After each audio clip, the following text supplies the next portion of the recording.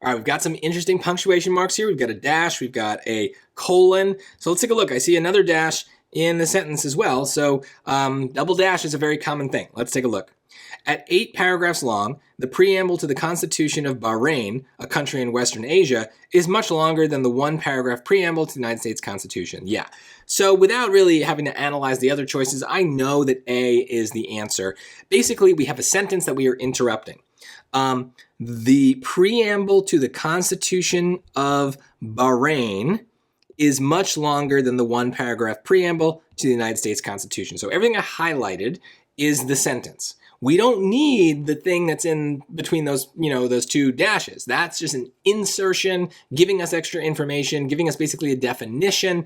And so we use the 2 dashes to show where that interruption starts and where it ends. So for symmetry's sake, we would use 2 dashes. Now, another version of the sentence could use 2 commas.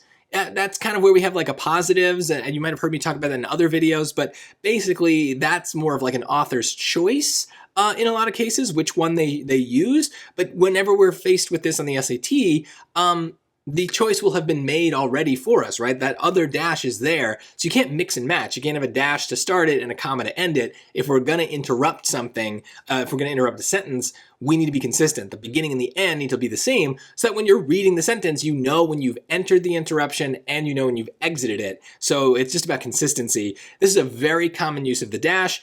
It's something I do in my own writing all the time, so hopefully it's something that you can get used to, because it's very likely you will see it on a test.